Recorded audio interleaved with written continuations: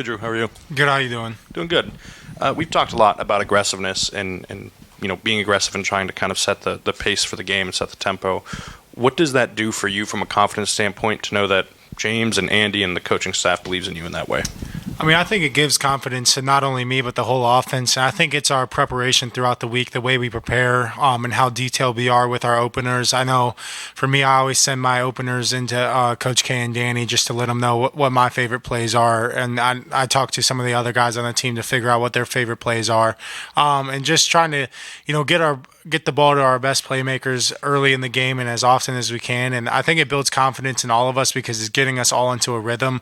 And then we're able to take those shots down the field, hopefully within, the first 15 plays to hopefully just like create an explosive off that. But I think Coach K and Coach Franklin do a great job of preparing us for every look that we can get because, sometimes you call the shot plays and the shot's not always there just because the defense takes it away. So it's about what the next progression is in our reads and maybe getting it down to the second or third progression. And that could also create an explosive too. Zoom, let's go to Audrey and Rich. Hey, Drew, thanks for your time.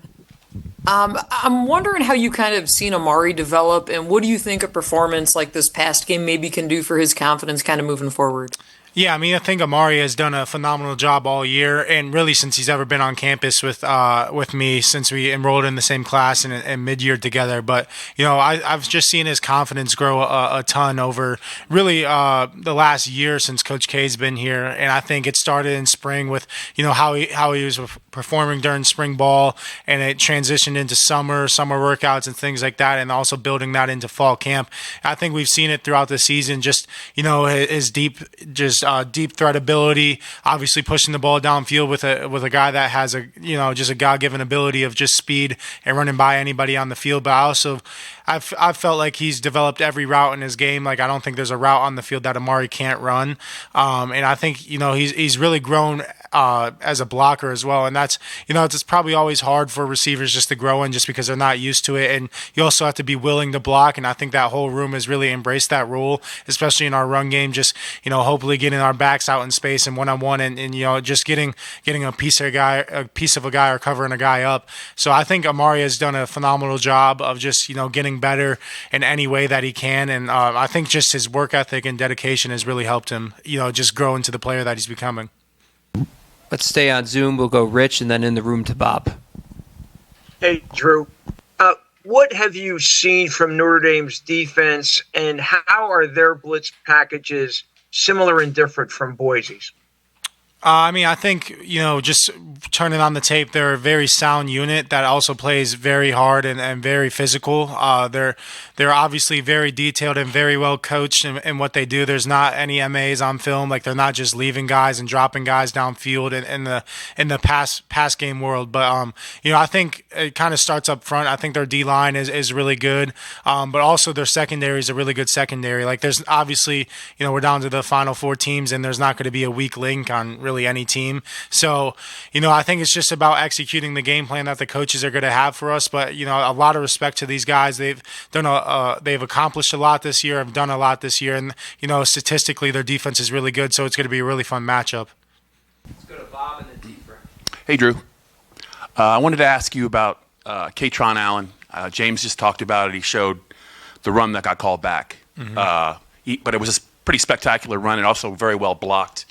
Have you ever seen him run angrier than he did on that play? I mean, maybe in practice, because that would be. It looks like that would be one that's going to be tough to beat. And what did you think of it when you saw it live, and then when James broke it down? Honestly, I think he runs like that every time he gets the ball, and I think that's just who he is by nature.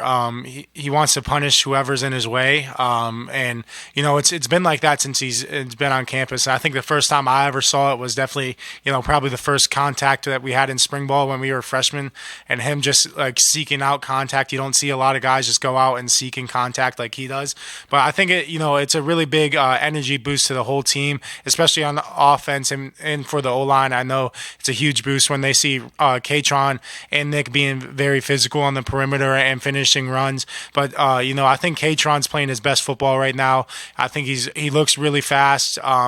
He's doing a great job in pass pro, but I think Kaytron's game is really taking the next step, and it's been fun to see that. In the back, T-Free. Drew, how you doing? Good. How you doing? Good. Coach Franklin mentioned just a couple minutes ago that these two teams are built similarly, kind of from a program standpoint, but also on the field, they play a lot of press man coverage, something that your defense does, I'm sure you're familiar with. What have you learned about taking those shots against a defense that maybe wants to give you those vertical looks, but also knowing sometimes those are low percentage throws and they might be trying to give that to you for a reason? How do you balance that as the quarterback?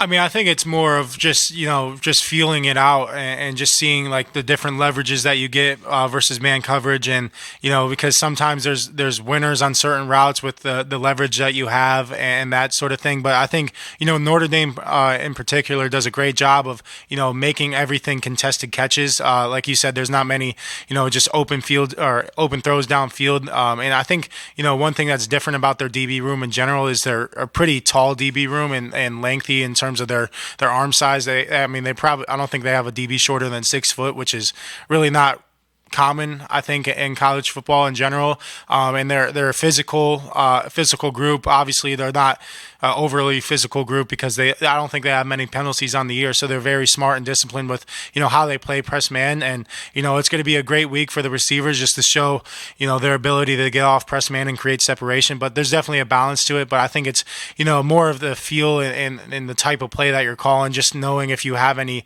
man resets backside that are, maybe better versus man coverage and throwing that ball down the field. So I think it's kind of a play-by-play thing and just kind of feeling out the game and who's running those routes. Let's go to Mike and then Mark. Right there, Mike.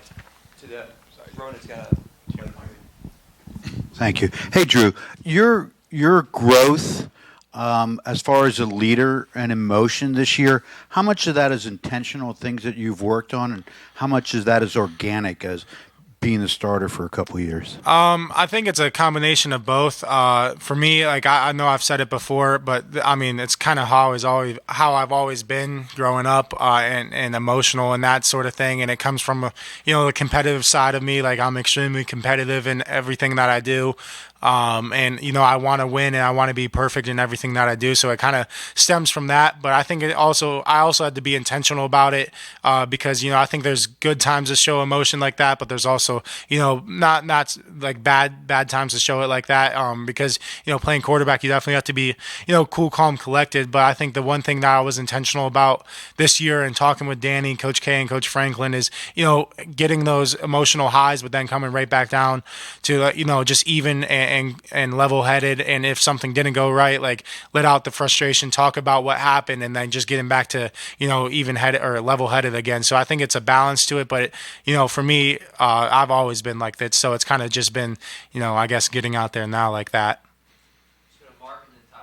Drew, could you remind us who your roommates are, and how did you end up with that cast of characters as a QB with all those big dudes? Yeah, I mean, so I live with Drew Shelton and Dom Ruley, and I think it kind of started our freshman year together. So obviously, we're all in the same class. And we're both extremely close with Vanga. Vanga's on campus. We moved off campus. But, I think we kind of just grew together.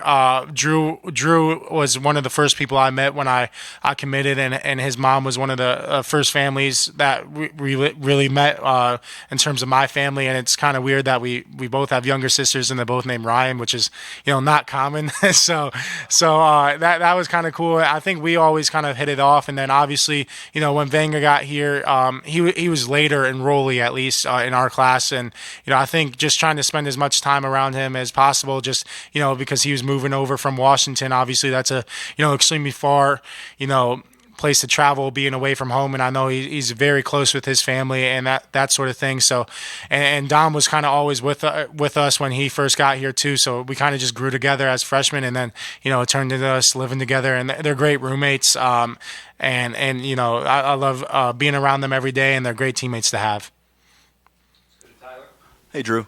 Wanted to read back something that Franklin said about Nick Singleton just a few minutes ago. He said, quote, "Obviously, we'd love to have him back in 2025, but if he decides to come out, we'll fight like heck to get him drafted as high as possible." I guess you never know how the staff's going to react when you have to get to that decision until you get to that decision. You just had a similar experience. What kind of feedback was the Penn State staff able to give generally to somebody who faces the end of the year, faces that kind of crossroads maybe in their career, and how does Penn State, I guess, look out for themselves, but also you can tell they're looking out for you at the same time?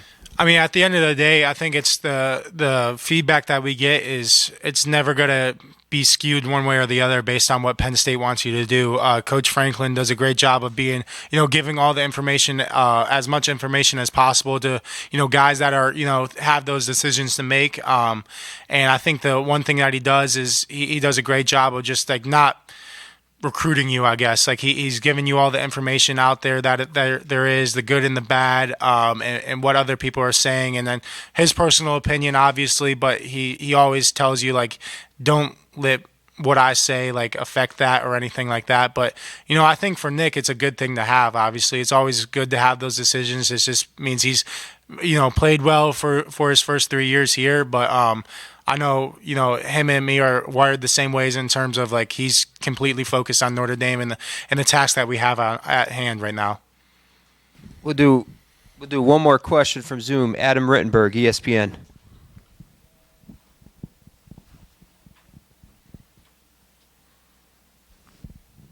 Hey, Drew, can you hear me? Sorry. Yeah. Yeah, thanks for your time. I appreciate it. I just wondering, kind of going through a full season with Coach Kotelnicki, you guys do a lot of kind of unusual things, even in unusual times in games. I'm just wondering from your perspective, how much you've kind of gotten used to that and just not knowing, even in maybe from the outside, what might seem like an obvious run situation, you guys might do something different from formation or just, kind of things that are out of the ordinary. What's it just like being inside that for a full season? I mean, I enjoy it a lot, and I think it's just because, it's a part of our identity. We want to cause stress in many different ways. Obviously, causing stress starts with the players and the type of, talent that we have on the offensive side of the ball, but it's also, making the defense communicate with, unbalanced and just unique formations that maybe they've never seen before or we've never put on tape. And it just causes a lot of stress on defenses, and they have to prepare for a lot of different exotic things.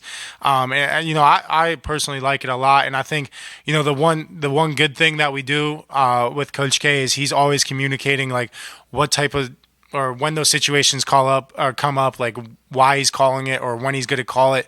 Like it's a pretty big discussion in terms of, between the players, when we want certain plays to be called and the offensive staff as well. So, we're never caught off guard by when those play calls are called. And I think that's a real positive thing that Coach K does, is just preparing us for every possible situation that he can call those sorts of plays. And then also it's on us to execute those plays. But, sometimes like the defense falls into it like they kind of did last game with a couple of them. But, we live with those because when those hit, their momentum swings for us. And, I think we do a great job, and the offensive staff does a great job of putting us and designing those plays to, have the best success as possible.